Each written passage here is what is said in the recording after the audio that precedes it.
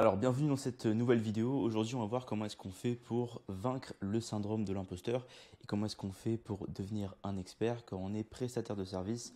Ça peut être media buyer, community manager, monteur vidéo, on vend des sites web, tout et n'importe quoi qui va vendre des services à une entreprise ou un particulier. Comment est-ce qu'on fait pour vaincre le syndrome de l'imposteur et comment est-ce qu'on fait du coup pour devenir plus confiant dans ce qu'on fait et donc obtenir des clients et avoir moins de stress sur cette partie-là. Alors, avant de passer à l'étape de comment est-ce qu'on fait pour vaincre ce syndrome de l'imposteur, je vais vite fait faire une remise en contexte sur qui je suis. Donc, mon nom est Brice Hubert. J'ai travaillé très longtemps dans Netflix, Amazon, Disney+, Hollywood, etc. pour pouvoir générer et créer en fait les effets spéciaux de films et de séries. Et ensuite, j'ai transité vers le marketing. Et ça fait déjà quelques années maintenant que j'ai une agence qui a bientôt réalisé près de 500 000 dollars de revenus depuis son existence. Et j'ai d'autres entreprises dans le monde comme par exemple celle qui accompagne les personnes, les particuliers, à lancer un business en ligne, plus particulièrement le media buying ou le community management, c'est-à-dire la capacité à pouvoir se faire payer pour créer des publicités et du contenu en ligne pour les entreprises comme des garagistes, des paysagistes, des boîtes de BTP, etc. On peut être payé pour gérer leur réseau et c'est ce que j'enseigne aujourd'hui. Les revenus de l'agence qui sont ici sont les revenus générés grâce à ce service, grâce au fait de pouvoir vendre des publicités à des entreprises. Et donc j'ai le compte Instagram, si vous voulez me suivre, qui s'appelle Brice Reborn, juste ici. Donc voici remise en contexte pour vous expliquer qu'effectivement, pour partir des effets spéciaux et arriver à faire une agence de marketing, moi aussi j'ai eu le syndrome de l'imposteur parce que je ne suis pas formé au marketing à la base, je suis formé aux effets spéciaux, au cinéma, et j'ai dû apprendre à vaincre mon syndrome de l'imposteur pour arriver à mes fins.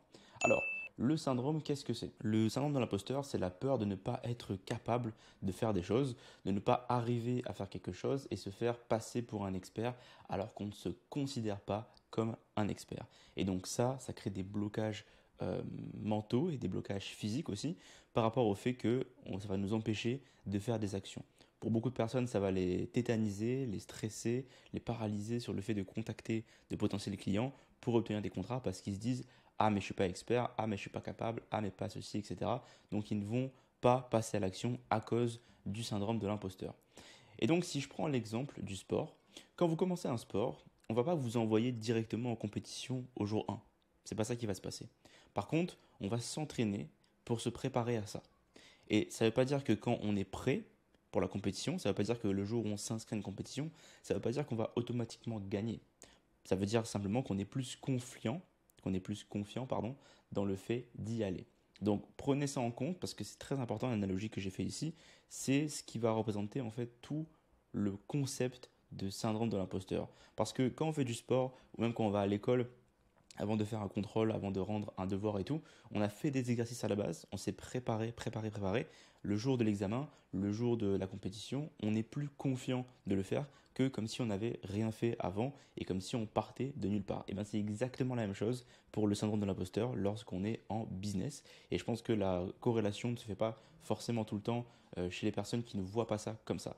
Donc prenez en compte que pour vaincre le syndrome de l'imposteur, vous devez vous entraîner à la compétence avant d'arriver devant un client ou quoi que ce soit et de lui demander un contrat payant. Mais qui dit s'entraîner, dit pas aller forcément faire une école ou dit de passer 15 ans là-dessus. C'est juste avoir légèrement de l'expérience pour pouvoir être beaucoup plus confiant lorsqu'on va parler.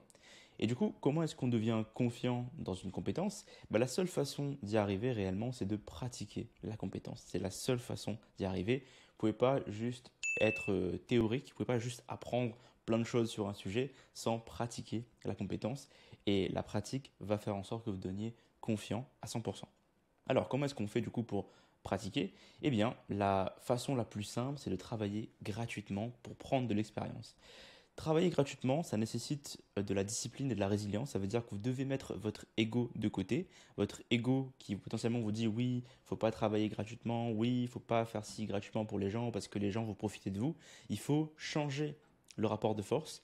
Si vous travaillez gratuitement pour quelqu'un, ça veut dire que vous arrivez déjà à passer le stade où une entreprise vous fait confiance dans le sens où elle vous laisse travailler sur ses projets gratuitement et vous allez en fait plus gagner que l'entreprise. Parce que même si vous ratez dans le travail gratuit, même si l'entreprise ne veut pas continuer avec vous, vous avez obtenu de l'expérience. Et l'expérience a beaucoup plus de valeur qu'un 500, un 1000 ou un 10 000 euros ou dollars. l'expérience vaut beaucoup plus que de l'argent. Prenez-le en compte, quand vous travaillez gratuitement, ce que vous gagnez, c'est de l'expérience. Et c'est ça qui est important.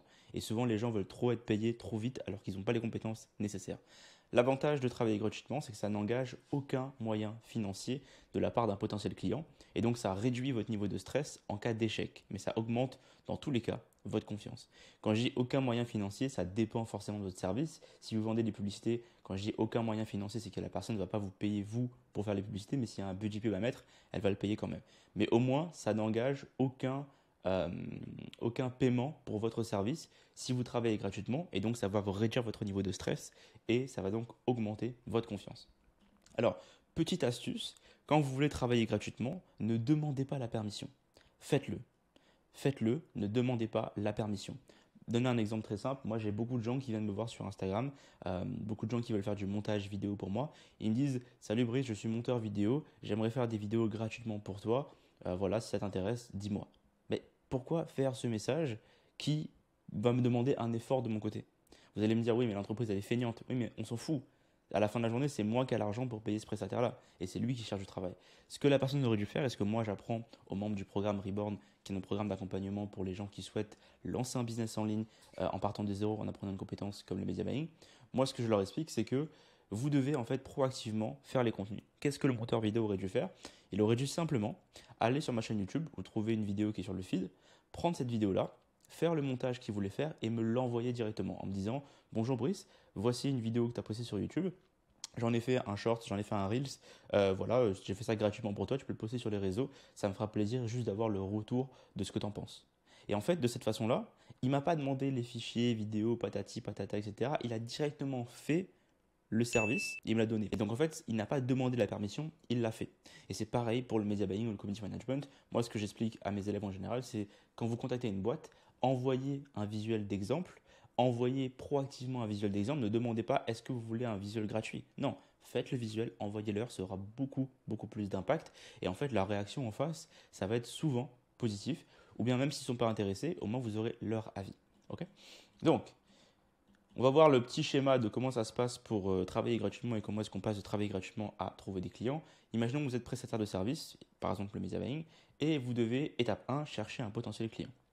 Une fois que vous avez trouvé un potentiel client, donc quelqu'un qui est dans votre niche, donc par exemple si on parle, voilà, on trouve les salles de sport, on dit que voilà, notre client potentiel c'est une salle de sport.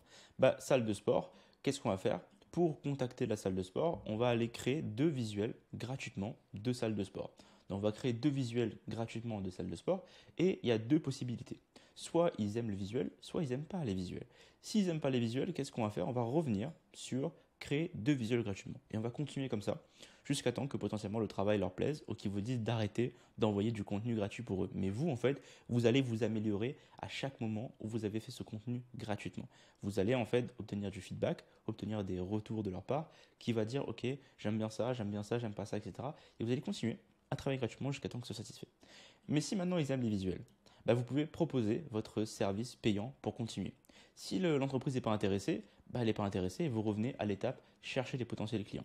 Et donc là, vous n'avez pas de pression parce qu'elle n'a pas engagé d'argent de votre côté, tout a été gratuit et vous n'avez aucun stress parce que vous n'êtes pas pris par un contrat que vous ne savez pas comment délivrer. Vous avez vérifié avant qu'ils aiment bien ce que vous faites.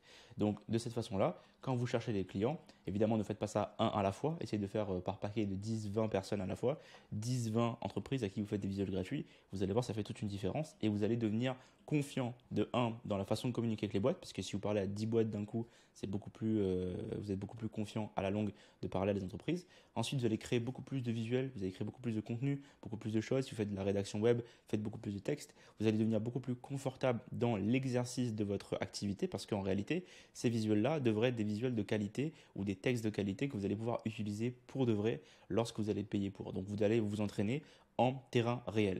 Et il faut comprendre que si ce que vous faites gratuitement n'est pas de qualité, il n'y a aucun intérêt qu'une entreprise vous paye pour un service payant si déjà le service gratuit n'est pas bon.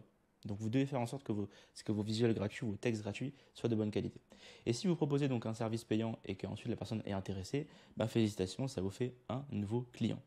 Et donc c'est le cycle très simple que peu de gens font, très très très très peu de gens font, alors que c'est la base de tout. Par exemple, quand vous allez acheter un parfum en magasin, avant d'acheter le parfum, vous allez bien le sentir sur un petit papier là pour vérifier l'odeur, pour savoir si elle vous plaît.